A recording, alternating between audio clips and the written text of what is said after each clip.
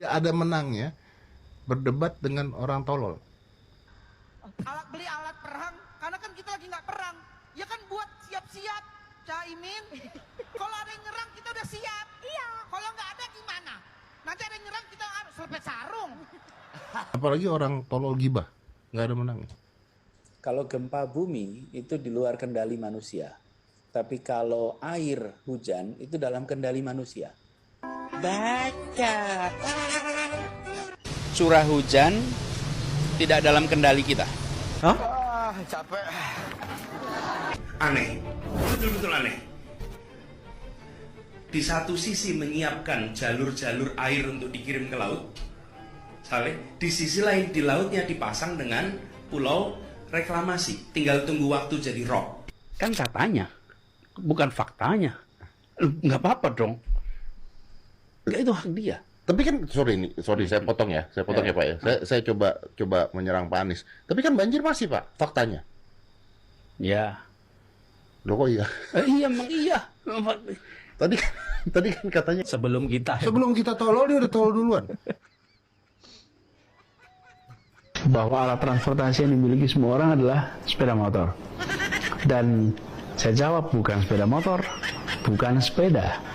Alat transportasi yang dimiliki oleh hampir semua orang adalah kaki. Dan apa transportasi publik masyarakat Jakarta yang paling banyak dipakai? Kalau transportasi mungkin paling banyak motor ya. Motor ya, bukan kaki ya. Oh no. Kenapa? Ayam kalau berkokok matanya ditutup. Kenapa? Tahu jawabnya? Karena ayam sudah hafal facts-nya. Terbukti matanya melek tuh. Melek tuh. Ayam jadi korban hoak. Kasihan ayam. Kasihan ayam di bawah. Kami menggoyangkan langit, menggempakan darat, menggelorakan samudra, agar tidak menjadi bangsa yang hidup hanya dari 2,5 sen sehari. Kami bangsa yang rela bekerja keras demi pembelian cita-cita. Katak nih. Bila katak itu dimasukkan ke dalam panci yang airnya dingin, taruh di panci airnya dingin, kemudian pancinya taruh di kompor, nyalakan kompornya pelan-pelan. Oke? Air di situ asalnya dingin, lama-lama menjadi panas, lama-lama mendidih, dan katak itu akan mati dalam mendidihnya air. Oke, siap. Namanya aja Kali Hitam. Dari namanya aja sudah menggambarkan betapa sungai itu. Dan sebetulnya kalau kita lihat sudah tidak pantas disebut kali. Itu lebih seperti kubangan air panjang. Dan banyak yang kita lakukan sejak beberapa bulan lalu. Salah satu hal paling banyak kita kerjakan selama ini adalah memastikan ada penurunan bau di tempat itu. Air hujan ini rahmah dari Allah, dari Tuhan. Rahmah yang diturunkan untuk dimasukkan ke bumi, bukan sesegera mungkin dikirim ke laut. Bumi kita tidak diresapi oleh air.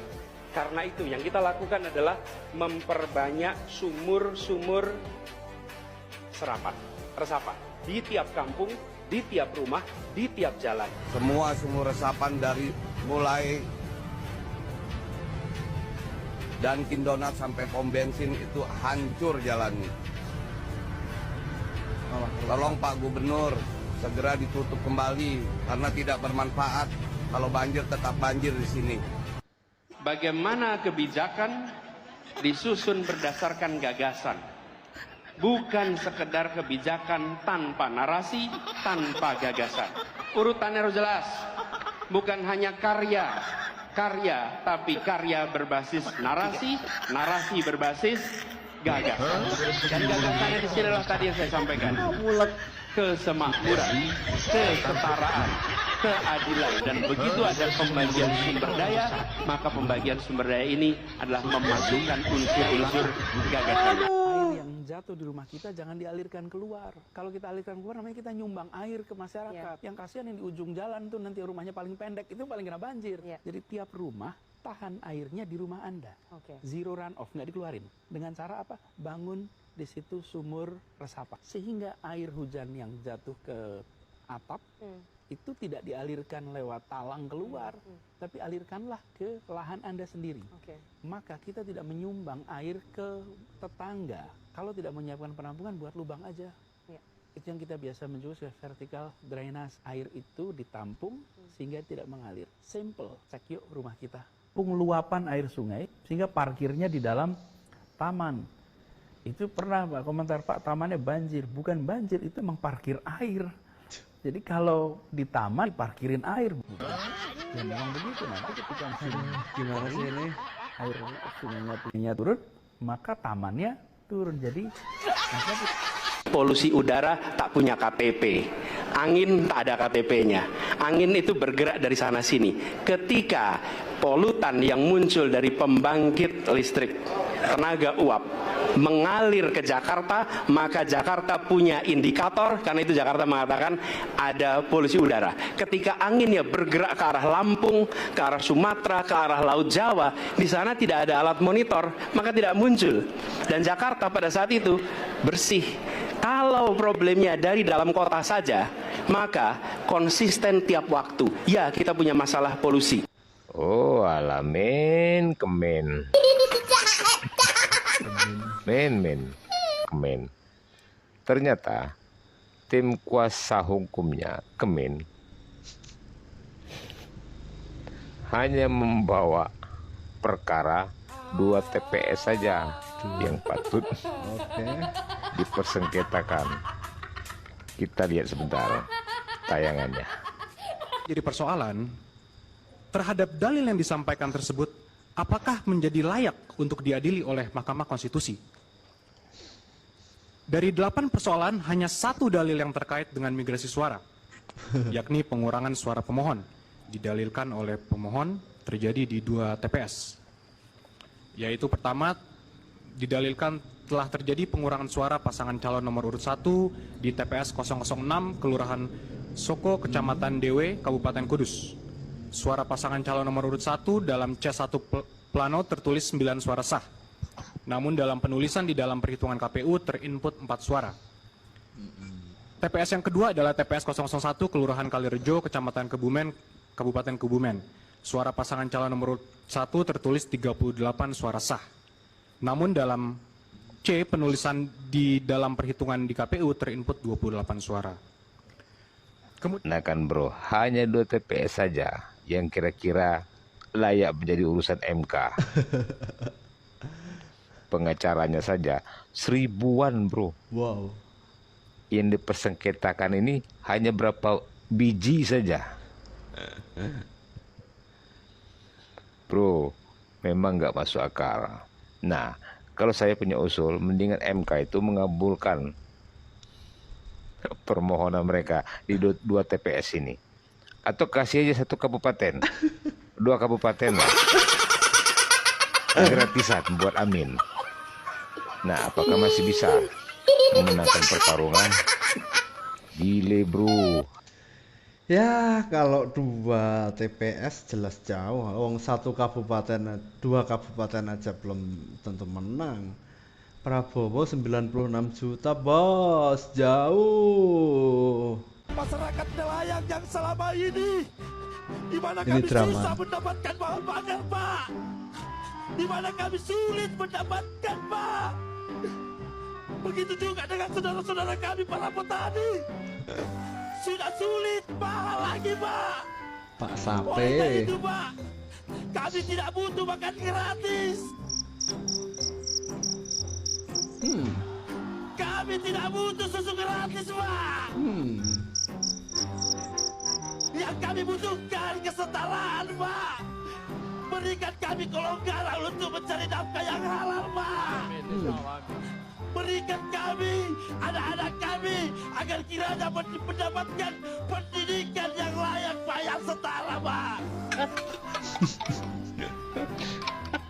Aduh. Biarkan kami mendapatkan pelayanan kesehatan yang layak, Pak. Olehnya itu Pak, saya titipkan halaman ini dari Bapak agar 2024 ada perubahan Pak. Dan saya memeluk Bapak mewakili mereka merasakan perubahan Pak. Terima kasih Pak, harapan kami besar untuk Bapak. Sinetron banget. A few moments later. Terharu sekali saya Pak Sape. Caleg PKS, Pak Pak Sape Sape. emang nggak butuh makan dan susu gratis. Pak Sape hanya butuh kursi kan ya Pak? Pak Sape dirujak netizen. Aduh.